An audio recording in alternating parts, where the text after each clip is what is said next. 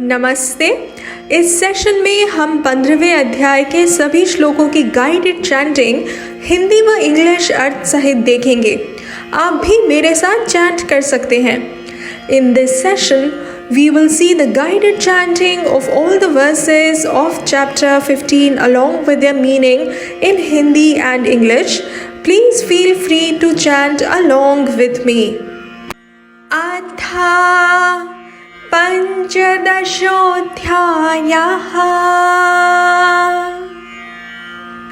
Shri Bhagavanuvacha ऊर्ध्वमूलमधः शाखम् अश्वत्थं प्राहुरव्ययम् छन्दांसि यस्य पर्णानि यस्तं वेद स वेदवित्।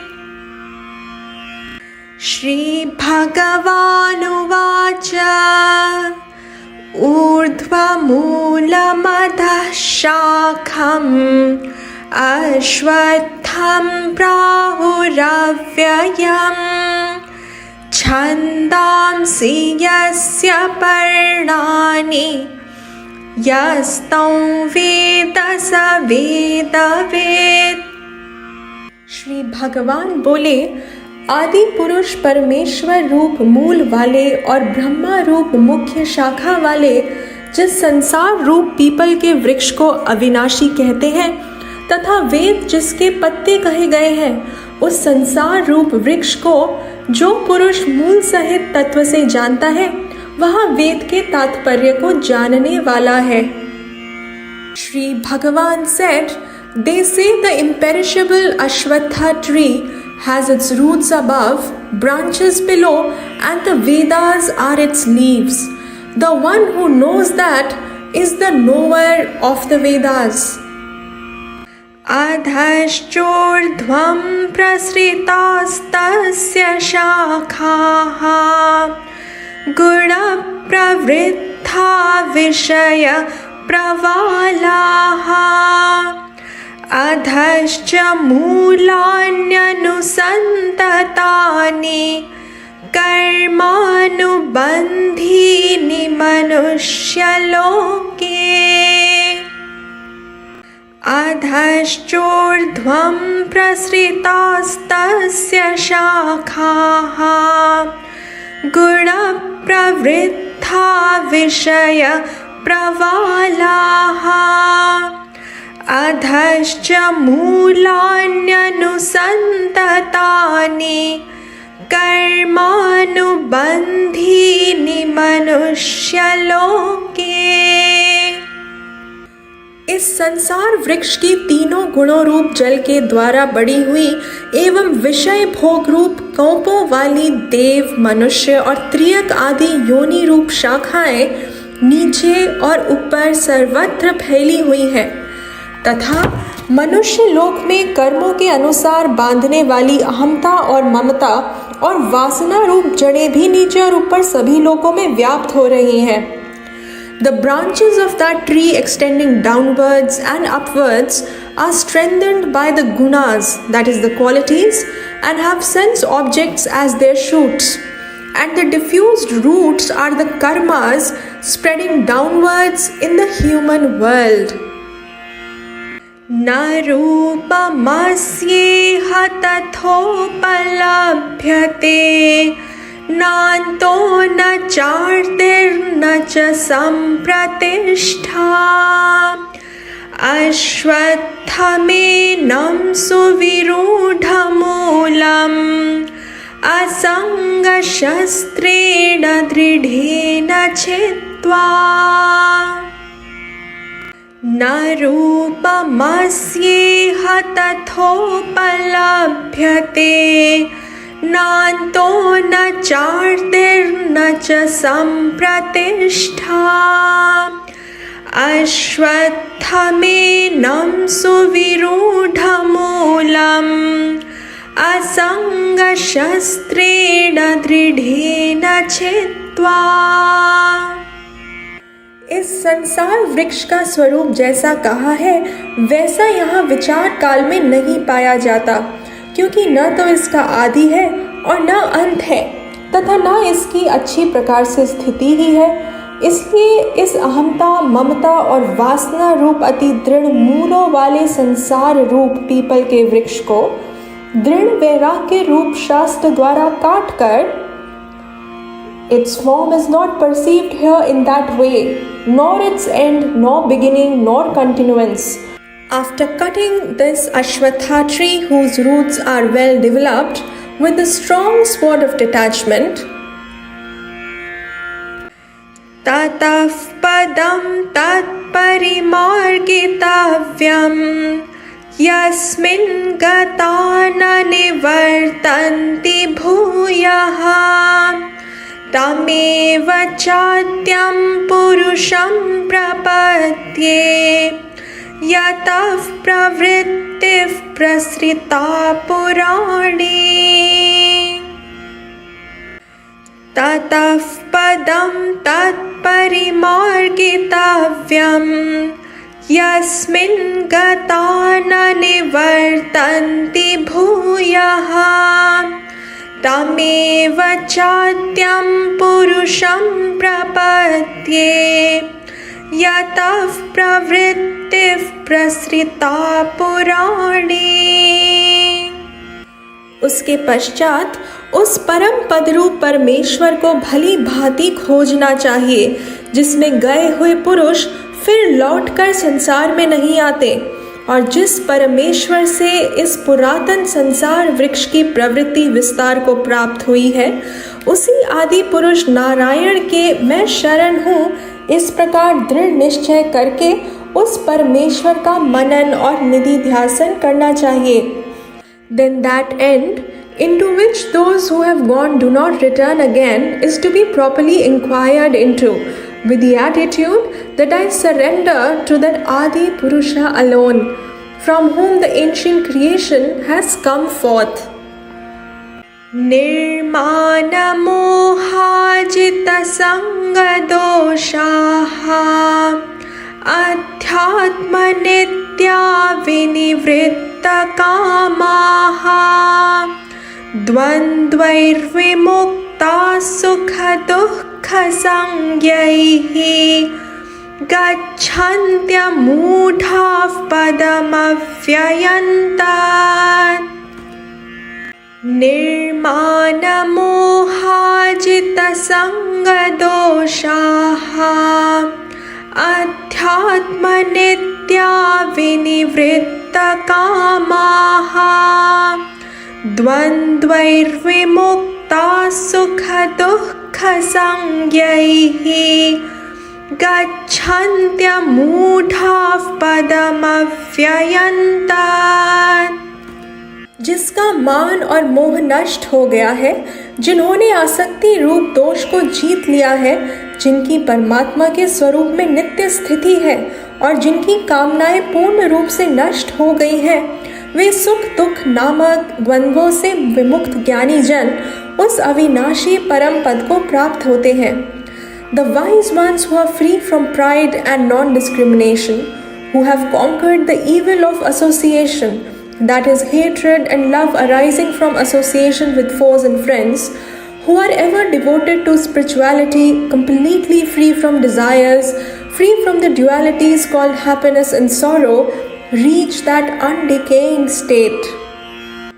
न तद् भासयते सूर्यः न शशाङ्को न पावकः यद्गत्वा न निवर्तन्ते तद्धाम परमं मम।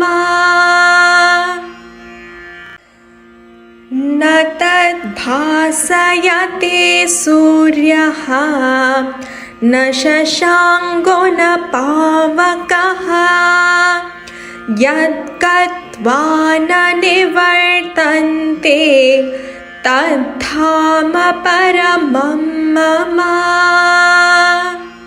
जिस परम पद को प्राप्त होकर मनुष्य लौटकर संसार में नहीं आते, उस स्वयं प्रकाश परम पद को न सूर्य प्रकाशित कर सकता है, न चंद्रमा और न अग्नि ही। वही मेरा परम धाम है। Neither the sun, nor the moon, nor fire illumines that. That is my limitless abode, reaching which they do not return.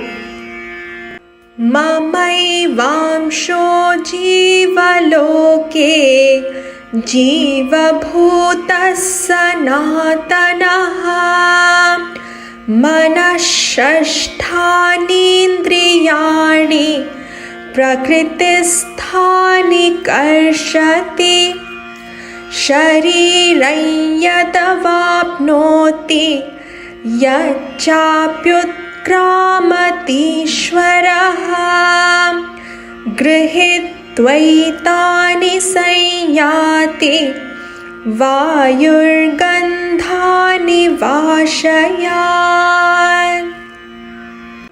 ममैवांशो जीवलोके जीवभूतः सनातनः मनःषष्ठानीन्द्रियाणि प्रकृतिस्थानि कर्षति शरीरं यदवाप्नोति यच्चाप्युत्क्रामतीश्वरः गृहीत्वैतानि संयाति वायुर्गन्धानि वाशयात्।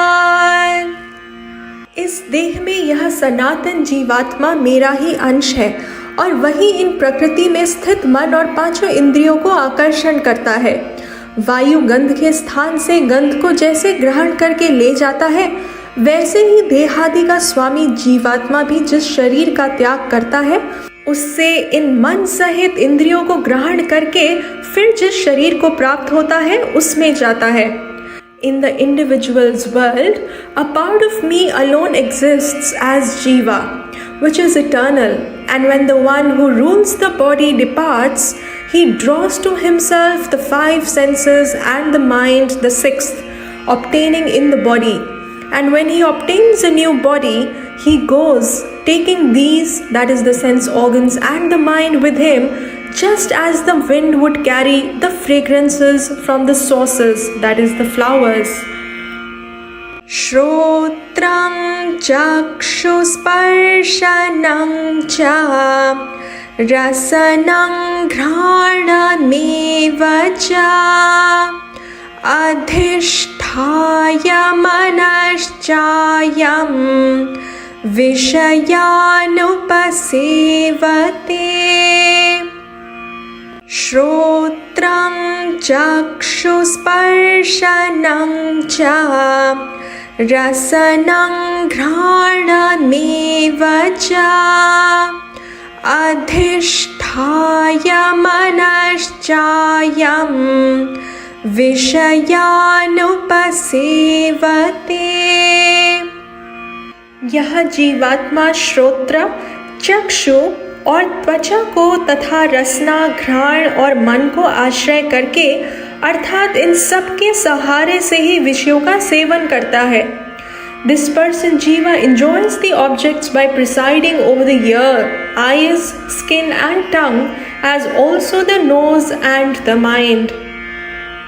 Utkramantam sthitau vapi भुञ्जानौ वा गुणान्वितं विमूढानानुपश्यन्ति पश्यन्ति ज्ञानचक्षुषः। उत्क्रामन्तं स्थितौ वापि भुञ्जानौ वा गुणान्वितं विमूढानानुपश्यन्ति पश्यन्ति ज्ञानचक्षुषः। शरीर को छोड़कर जाते हुए को अथवा शरीर में स्थित हुए को अथवा विषयों को भोगते हुए को इस प्रकार तीनों गुणों से युक्त हुए को भी अज्ञानी जन नहीं जानते। केवल ज्ञान रूप नेत्रों वाले विवेकशील ज्ञानी ही तत्व से जानते हैं। The deluded do not see the one who is departing from the body or even remaining in this body, experiencing or endowed with the qualities, that is the gunas. Those who have the eyes of wisdom see. Yatanto yoginaschainam pasyantyatmanyavasthitam yatantopyakritaatmanaha nainam pasyantyachetasaha. Yatanto yoginaschainam pasyantyatmanyavasthitam yatantopyakritaatmanaha nainam pasyantyachetasaha. यत्न करने वाले योगी जन भी अपने हृदय में स्थित इस आत्मा को तत्व से जानते हैं, किंतु जिन्होंने अपने अंतःकरण को शुद्ध नहीं किया है, ऐसे अज्ञानी जन तो यत्न करते रहने पर भी इस आत्मा को नहीं जानते.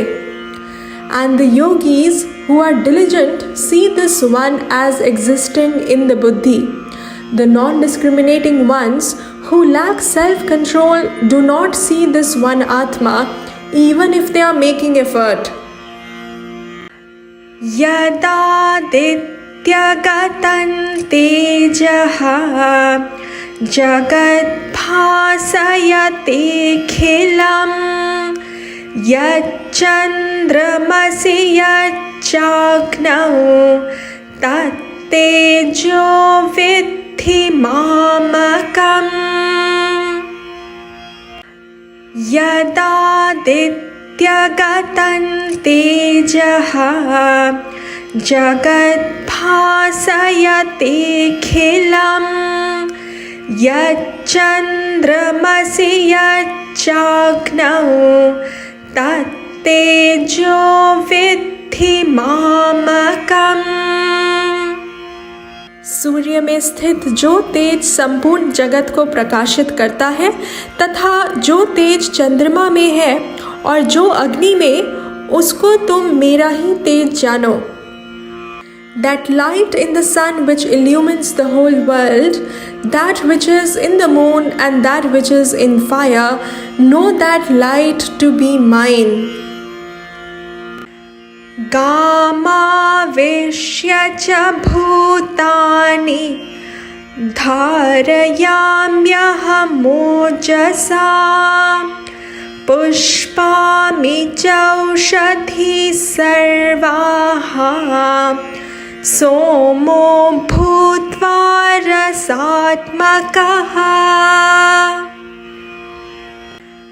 Gamavishya cha bhutani dharayamyaham ojasa pushpami chaushadhi sarvaha somo bhutva rasatmakaha.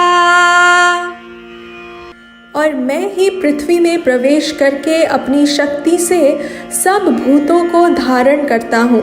मैं रस स्वरूप अर्थात अमृतमय चंद्रमा होकर संपूर्ण औषधियों को अर्थात वनस्पतियों को पुष्ट करता हूँ.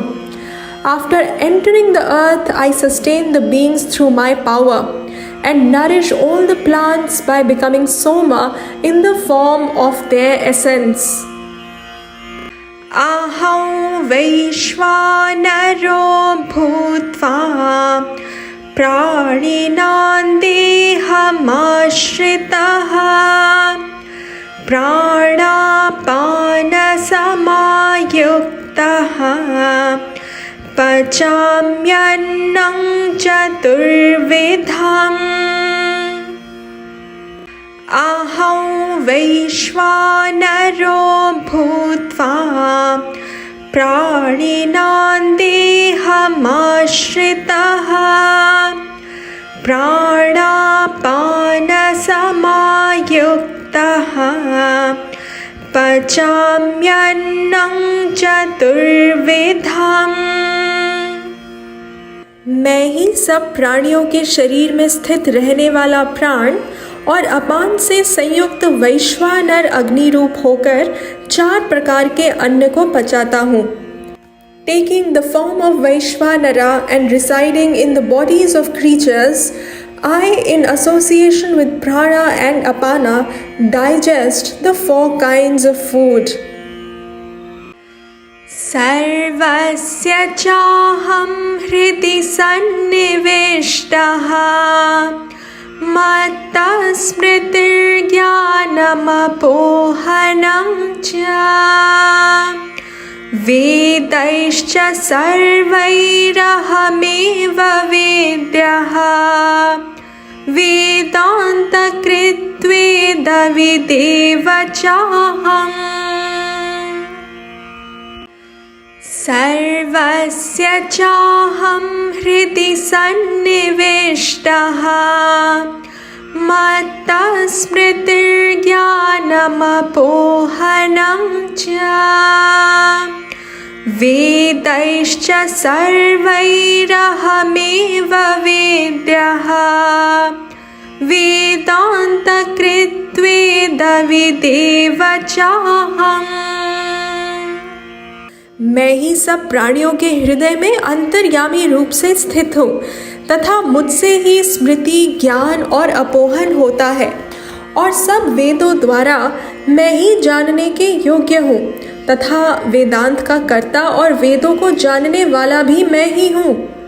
And I am seated in the hearts of all. From me are memory, knowledge and their loss. I alone am the object to be known through all the Vedas. I am also the originator of the Vedanta, that is Vedanta Sampradaya, and I myself am the knower of the Vedas. द्वाविमौ पुरुषौ लोके क्षरश्चाक्षर एव च क्षरः सर्वाणि भूतानि कूटस्थोऽक्षर उच्यते। द्वाविमौ पुरुषौ लोके क्षरश्चाक्षर एव च क्षरः सर्वाणि भूतानि कूटस्थोऽक्षर उच्यते।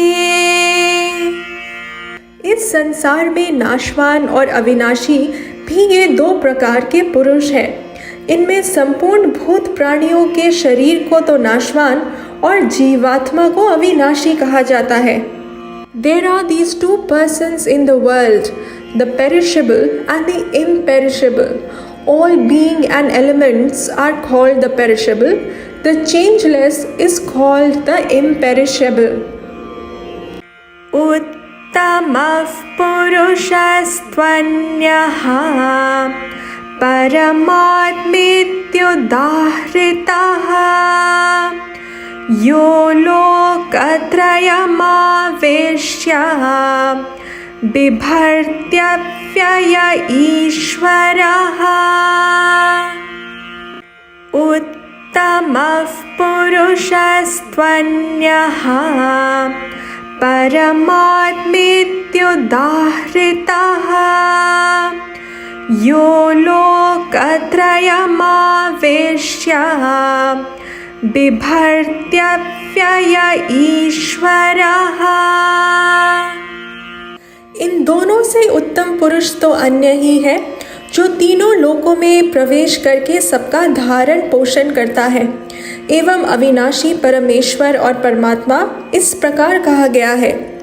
But the other supreme person is called Paramatma, the limitless self, the changeless Lord who after having entered the 3 worlds sustain them.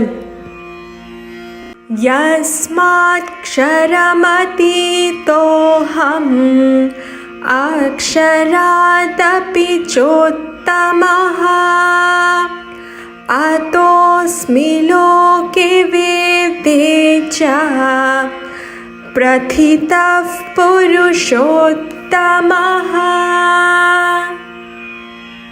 यस्माक्षरमतीतोऽहम् अक्षरादपि चोत्तमः अतोऽस्मि लोके वेदे च प्रथितः पुरुषोत्तमः।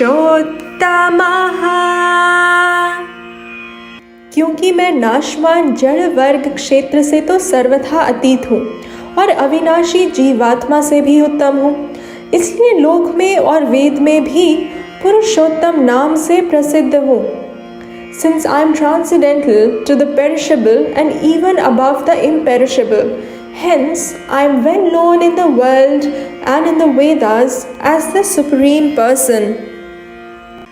Yo mamevamasammudhaha janati purushottamam sa sarvavid bhajati mam सर्वभावेन Bharata.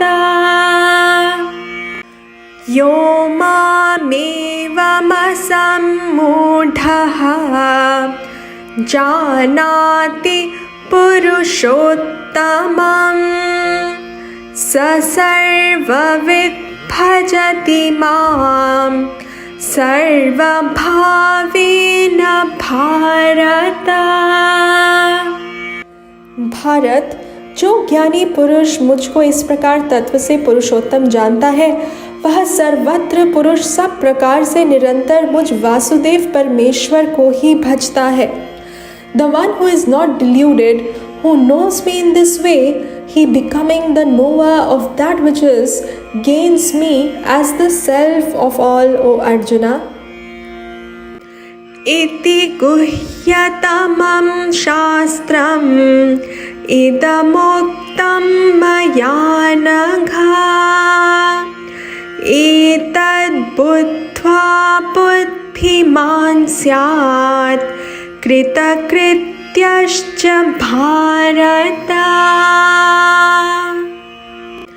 इति गुह्यतमं शास्त्रम् इदमुक्तं मया नघ एतद्बुद्ध्वा बुद्धिमान् स्यात् कृतकृत्यश्च भारत। हे निष्पाप अर्जुन, इस प्रकार यह अति रहस्य युक्त गोपनीय शास्त्र मेरे द्वारा कहा गया। इसको तत्व से जानकर मनुष्य ज्ञानवान और कृतार्थ हो जाता है। O descendant of Bharata, O sinless one, thus this most profound teaching has been said by me. Knowing this, a person becomes one who has buddhi and who has accomplished all that has to be accomplished. Om Tat Sat इति श्रीमद्भगवद्गीतासु उपनिषत्सु ब्रह्मविद्यायां योगशास्त्रे श्रीकृष्णार्जुनसंवादे पुरुषोत्तमयोगो नाम पञ्चदशो